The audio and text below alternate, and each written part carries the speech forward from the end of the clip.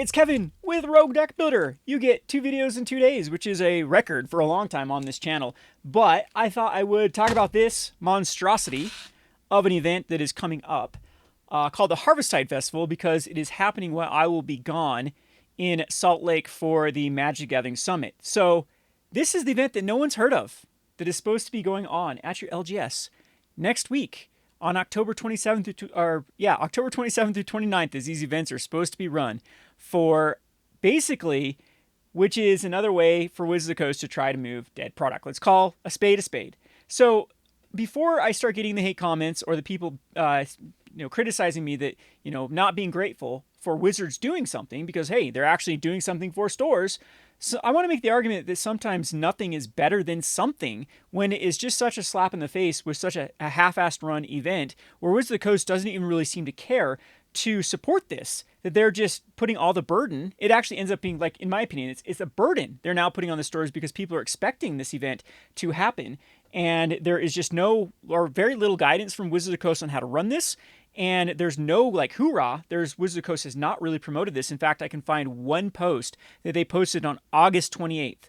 So months in advance of this Harvesttide Festival. I haven't seen it posted anywhere else. I haven't seen any streamers talking about it. I haven't seen Wizards of the Coast talk about it on their podcast. I haven't even seen them really post it on any of their other pages. This should be front and center on Arena, in my opinion, of this Harvesttide Festival. And I don't think it's a bad idea. I think that these sort of things are something that Wizards should be striving to do. And I'm not even that...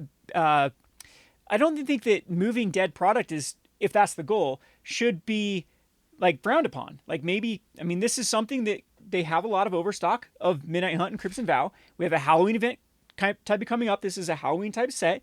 Yeah, they should probably do something. And it could be like a win-win, like, kill two birds with one stone type of event. If Wizards of the Coast would actually just do their due diligence and follow through with these ideas. And that's kind of been my entire experience of Wizards of the Coast. I've told the story before about how heartbroken I was when I finally made a Pro Tour, and then I got to the Pro Tour thinking it'd be this wonderful event, and I was just so let down by how little it seemed Wizards of the Coast cared about even their Pro Tour. It felt like that, all these players and just the entire fan base had built up for months for a Pro Tour, that they should probably run it a little more exciting.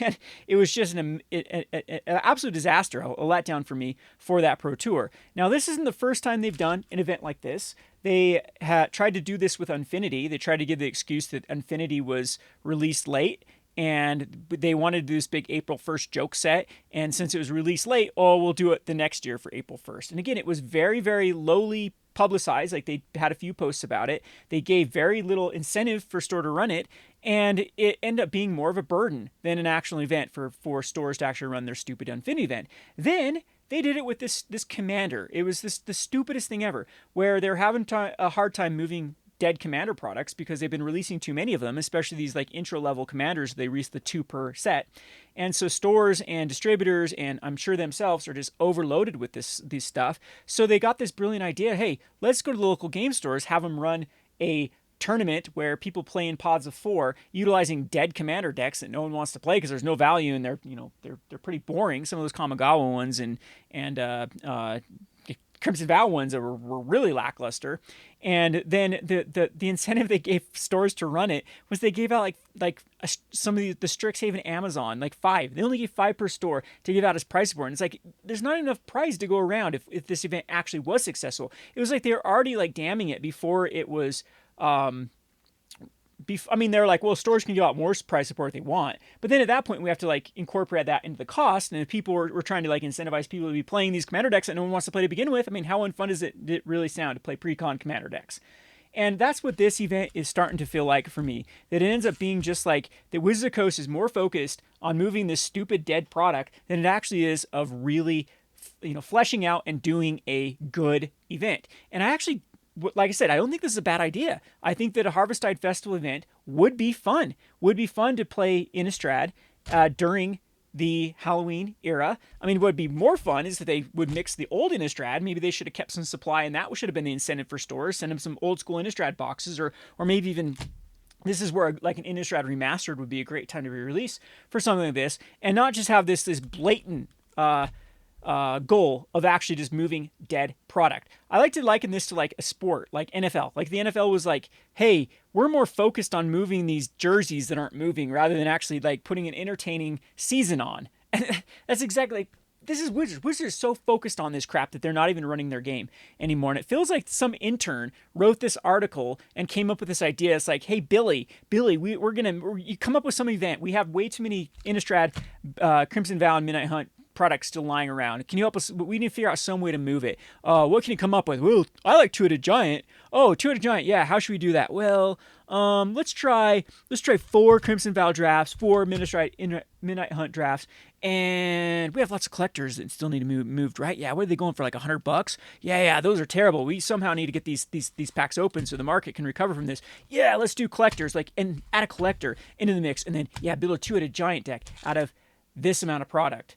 And it was like, what should we do? How should we incentivize this for stores to run it? Let's give them a free collector's booster. And again, I'm glad that I got something from Wizards of the Coast for running this event. But one collector's booster of Crimson Vow, which is going for like $100 on the secondary market, is really not that incentive for me to actually run this event. And like I said, it seems like almost like a burden on stores now, because then there will have people that are actually expecting this event to be run. And in the scope of things, I think that most stores have something better to do on a Friday or a Saturday night than run this Harvesttide Festival. Like, it just doesn't make sense with no real hoorah around it. If they wanted this event to be a slam dunk, they should have really focused on, it's Halloween weekend. Oh, here's some promotional material. Oh, maybe people should dress up as vampires, werewolves, whatever. So let's just go through this. I'm going to just point by point go through how awful this whole idea was by Wizards of the Coast. And again, this is the only article to the public that they actually released for the Harvesttide Festival. Unless someone else has found one, this is the one that I've come across, and there's been a couple of them on the WPN network. So again, August 28th, and whether you're already a fan of Innistrad or simply enjoy the spooky spirit of Halloween, WPN stores have an end of October event for you and your friends, the Harvesttide Festival.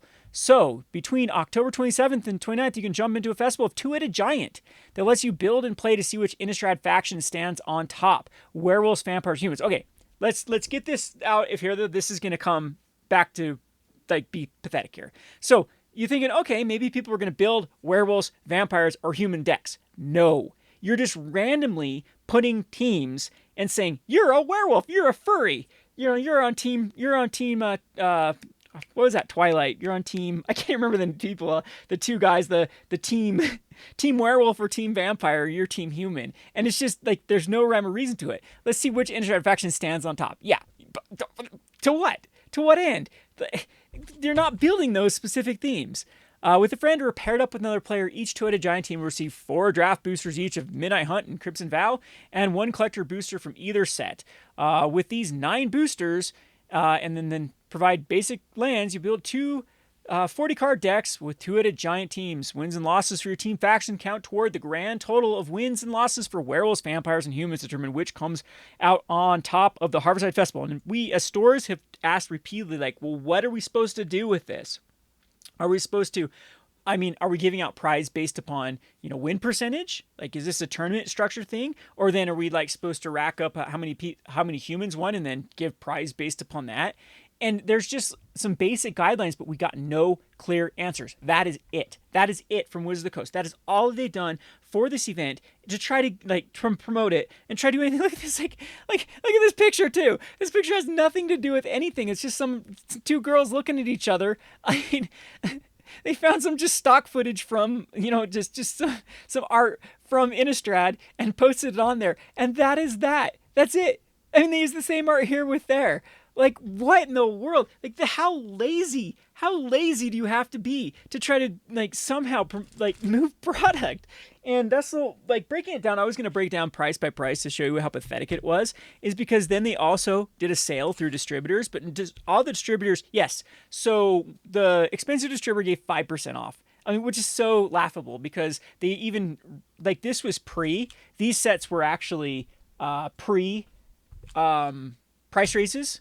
So they weren't up to the $97 rates yet. That came with, I believe, New Capenna, was when they raised the prices of draft boosters and set boosters up to like the 97 and the 90, 92 or whatever the distributor price of these are. So the distributor for one of them, they retroactively raised all their prices of their booster packs to reflect the new ones. So they already have Crimson Vow and Midnight Hunt up to those new prices. So their 5% off is actually still way more expensive than what other distributors still have them at their original prices of like the 87 for draft and 92 for set. And a few of the other distributors, again, they have like 10% off. And there is one distributor that is like, it's like $70 for Crimson Vow draft booster, and I think like 73 for Midnight Hunt. But the problem with that is, like, if that was our incentive as stores to run this event, if we needed to stock up on this product to run this event, is we can still get it from the secondary market for cheaper. There are boxes all the time going on Amazon dumps and on TCU Player and eBay for like $60 a draft booster. So we could always, if we wanted to run an event like this for Halloween, we could have done it without any incentive from Wizards of the Coast. And so really the only incentive is a collector booster, a free collector booster. But then, of course, they want us to then go and buy some more collector boosters because each team is going to require one. Like, again, this is just like the biggest slap in the face from Wizards of the Coast, because now stores are expected to run it without any promotional material, without any guidelines, without anything. And so it's just super frustrating. And this has been my complaint. This has been kind of my big rant for months, years now about Wizards of the Coast. I still liken it to that analogy of like, this would be like a sports NFL, like focusing more on moving jerseys than actually playing the stupid game. And I want Wizards of the Coast to, for once, focus on playing the damn game. And maybe they can outsource this sort of stuff to like the MTG Summit types people to actually make events surrounding it and, come up with some cool things to play their game. But Wizards of the Coast just doesn't seem to care. Like, again, this article seems like some intern wrote it in 2 seconds. In 2 seconds, they wrote this sucker and came up with this whole thing. So, since I won't be able to experience this, let's go ahead and crack these packs. And I'm going to come up with like what would happen with the Two-Headed Giant with these two sets. The thing is, this is actually kind of fun. I've done events like this before. Last year for Halloween, we did a free one. So I had so many leftover pre-release kits. I think one of the distributors blew out pre-release kits for like they're going for like $7 last year. They were so dirt cheap for Crimson Vow and Midnight Hunt pre-release kits. So I snagged a bunch of them up and I'm like, hey, we also had another store start in our area. And we were like, at that point, we were still trying to like hold on to as many of our customers as possible. And so I was like, okay, I need to do something for Halloween to try to incentivize people to come here rather than there. And so I just did a free, basically pre-release kits. So you got 3 Crimson Vow and 3 Midnight Hunt, and then built a deck and we'd play.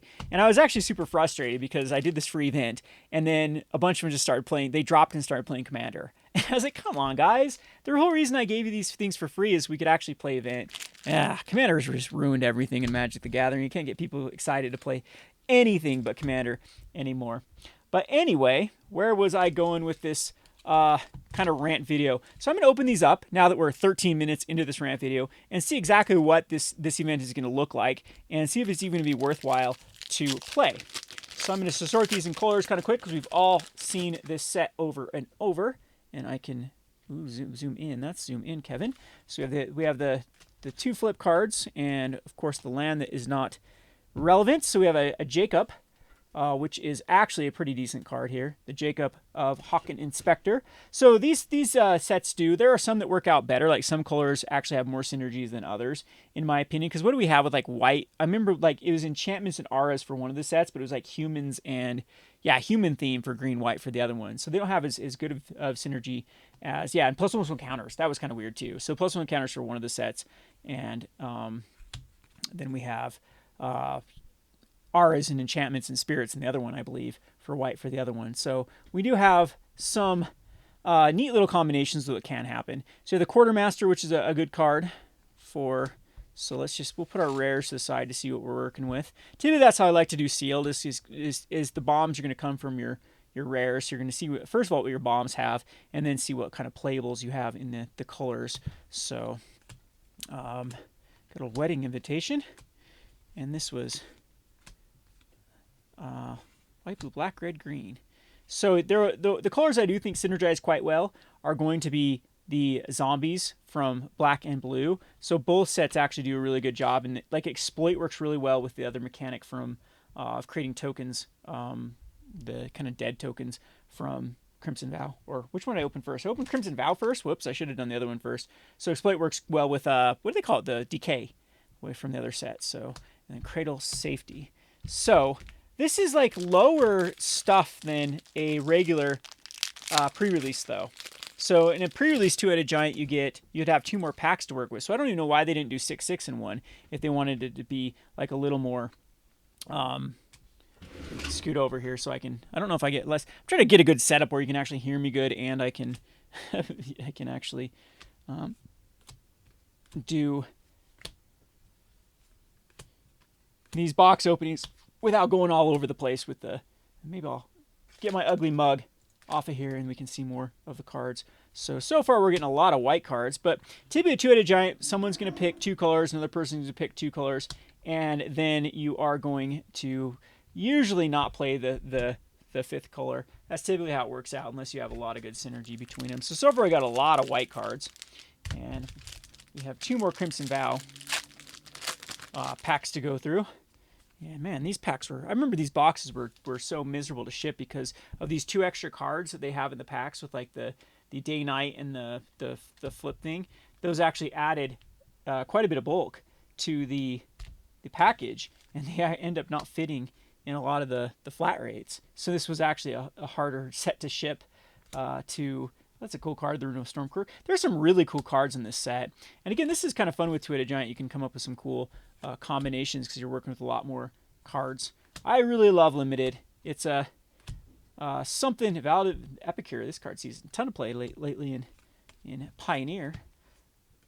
But yeah, there's some cool stuff from this set. This is sad that these sets are considered terrible, and there's so many playables. You actually look at Pioneer. This is one of the more recent sets that has really shaped up how Pioneer is played.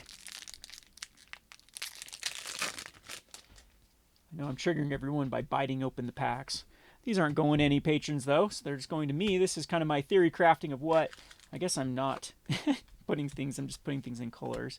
So we did get the Dream Shackle Geist, which is a super good card for 1v1. I'm not sure if it's that good in like a two-headed giant type strategy. Typically in two-headed giant, if you can deal damage to both opponents, like opponents reads both players, and you can get double damage off of a lot of stuff. So we are still getting a lot of green and white with a Price Blade Trainee. Good old Braid there that we'll see play, and Spirits. So again, it's kind of weird too with two-headed giant if you're going like blue black zombies and blue white spirits. I guess you can. You'll have enough to actually overlap them, because some person can play like pure removal with their strategy. Another one, there have been two-headed giants where we've only been in like 2 or 3 colors.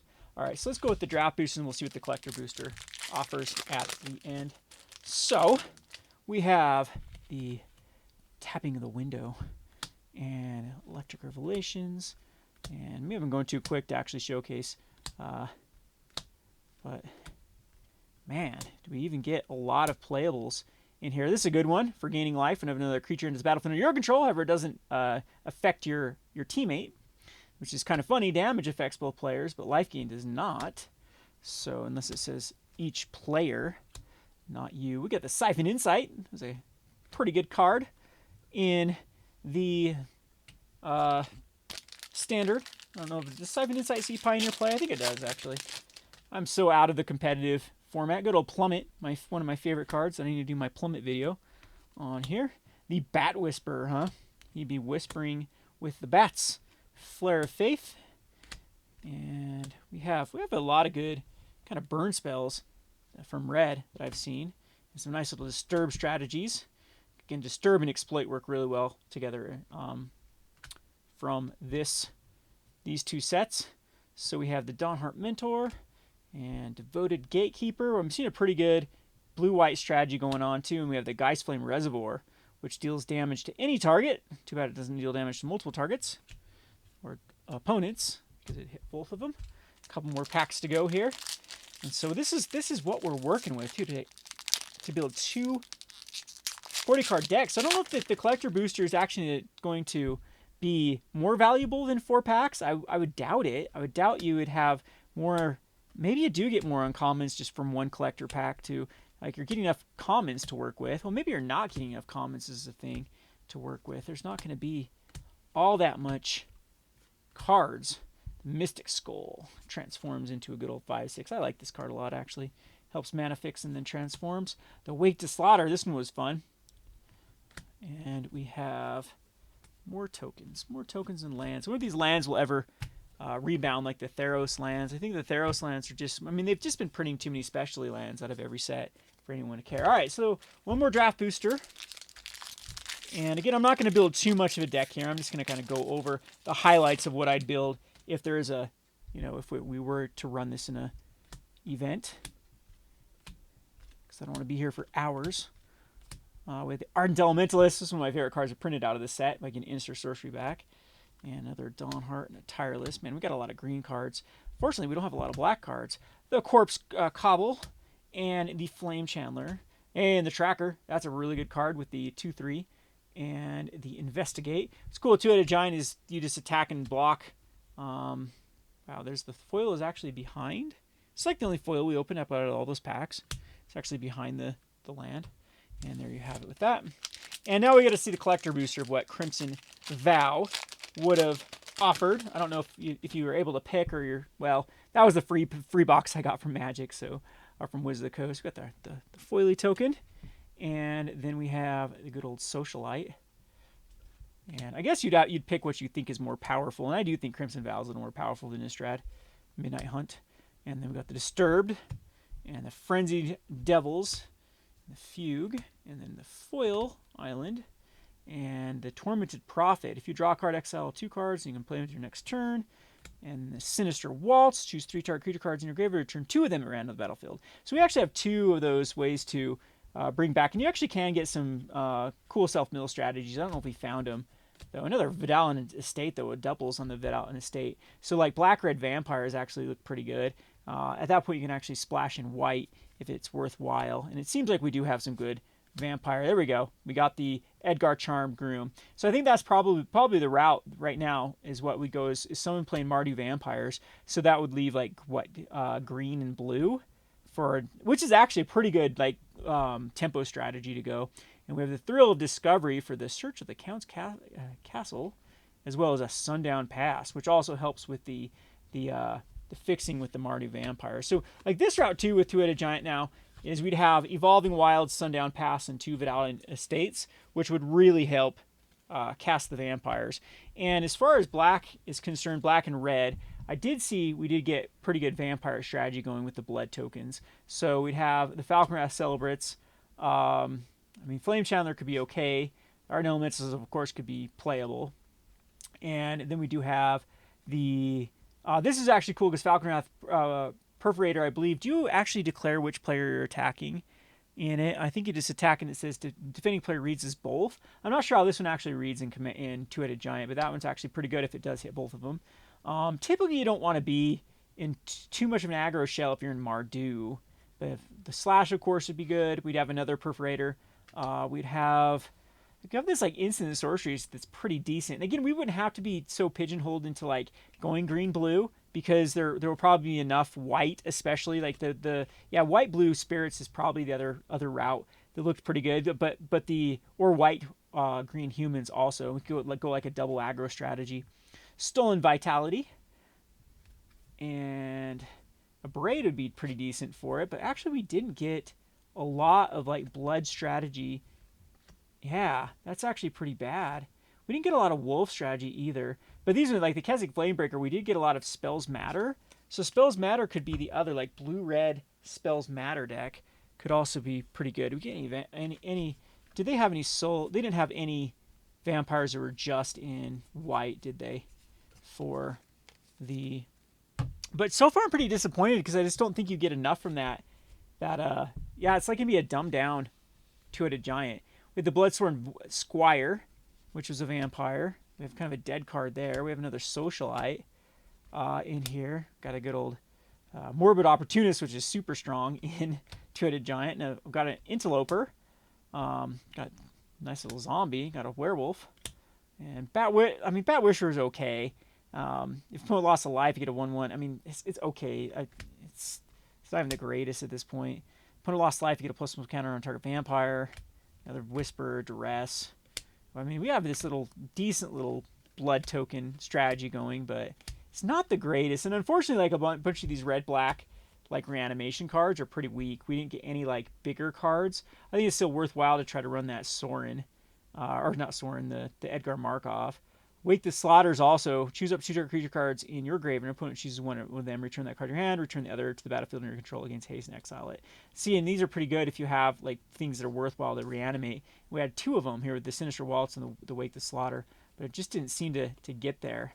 Yeah, it's in a weird. Typically, like you'd want to be in Jund at that point. We have Runo that apparently we could even fix with our 2 Voldar lands. But again, this is kind of a weak card as far as, yeah, getting it transformed. So we're kind of like not that great in vampires. Doesn't seem like there's enough playables just out of 8 packs to really support 2 decks. We got the tracker. We got this decent little human strategy going. Decent little flashback ramp going as well, that can be played with the blue-green. But, I mean, yeah, it doesn't seem like enough. It really doesn't. We need like 2 more packs. I would rather have the 4 more packs than a collector's booster. So, did they even playtest this? That's my... I don't think they did. I don't think they... I mean, it's going to be the power level is going to be lower unless someone gets some super bombs from their collectors. But, like, as far as zombies are concerned, we don't have enough to, like, really make it worthwhile. And maybe I just didn't get these good of packs that synergize together. But yeah, there's no zombies at all. And the blue and the black didn't have any either. So not a lot to go there. I mean, you're just be playing, like, good stuff at this point. That's how I'd build this. I don't know. Like, vampires maybe on the one end to make it work just because it has a lot of good fixing. But then at that point, what does the other player play? And maybe just like green white mid-range type stuff to get out these like kind of beefier creatures. Like Briarbird Tracker's pretty good to clog out the board until we've got some decent removal in as far as Fierce Retribution and Borrowed Time in here. But a lot of like we're missing a lot of the key cards from having more commons and uncommons that really get these strategies together. I know it's 8 packs though, but again, you're working with 2 different sets, so you got to split the cards too. So yeah, like white has a good job of like of having some removal, but man, I'm just not really impressed with much of this to go into a 2-headed giant. I don't think the collectors is kind of a nice little touch on it, but I almost think like Wizards of the Coast has just done, 6 and 6. Maybe they just think the pre-release packs, but pre-release packs are still very widely available to distributors. You can still get Innistrad, Crimson Vow, and Midnight Hunt pre-release packs from distributors, typically at a discounted price. And then you get the 2 promos to work with. So yeah, I think that is much better than the collectors. So all in all, yeah, this is just such a failed event. I don't think it's going to be that fun. There's not much different than any other 2-headed giant event. This is where it would have been much more fun to add in like going back to Eldritch Moon or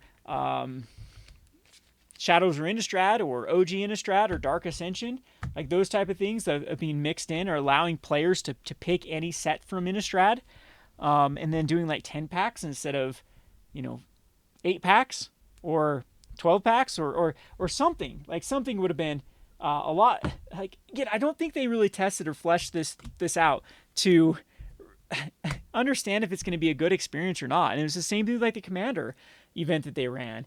It's just sad. I don't know. Just any stores even going to run this stupid thing? Are people going to be excited about this stupid thing? And again, I think that's still the buck stops on Wizards because they could have figured out a way to do this properly. And I would be all for it if their whole goal, if the main end goal was to move product that they needed to move because like, hey, we need to get people excited about playing again, then yeah, I'm all for it. I'm all for helping as a store cheerlead that event. But this is just something that I can't, like, that was my problem with the Commander event. I couldn't with a straight face, like, ask my players to actually play the Commander event. I wasn't like, here guys, buy these discounted commander decks that are no longer worth anything because Wizards of the Coast destroyed any value out of commander, and you can literally buy the components of what you want from these commander decks from way cheaper than you can buy in the things. And they're not that fun once you've played the decks outside the box. Like, I get it, maybe people that have missed the opportunity to play them. It was just a bad event. And I know I'm kind of just all over the place now with what I'm talking about with this thing. But let me know your thoughts in the comment section below. Are you going to attend this event? Do you give a crap about this event? What do you think about Wizards of the Coast running this type of event? I've just had it up to here. Like, the Fallout being spoiled and then released on Amazon, and the Doctor Who now having wave after wave.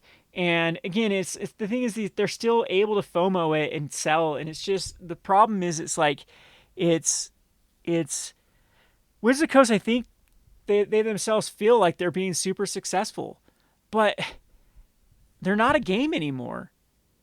They're just a gimmick. They're not a game, and it sucks because if you are new to this whole game, I really, really wish you could have experienced 2014 and the whole how vibrant this game was, and this whole sense of competition and this clear like road. And again, this is still with Wizards of the Coast. At that point, I don't think Wizards of the Coast was like ready for that kind of growth that they experienced because they'd been a niche. They'd been, people have heard of Magic the Gathering, but it still wasn't like as mainstream as it was until after like Return to Ravnica really broke through the markets, and then people really. Magic became a household name at that point. So Wizards of the Coast, I gave them a lot of slack because they were still trying to go from like a niche market and a successful game for many years to where they had this big market share and were the household name for a board game or for a collectible card game. And so he gave them the benefit of the doubt and hopefully in time for them to figure it out, and they just squandered it. I think they just got addicted to the cheap dollar. They're like, okay, we can just do these FOMOing release and that's what we'll focus on. And still, I still think that analogy is still the best. Is if it were like the NFL, like just focusing on selling like jerseys rather than actually trying to figure out what makes their game more enjoyable. Anyway, hope you enjoyed this video. This has been Kevin with the Rogue Deck Builder. Thanks for watching.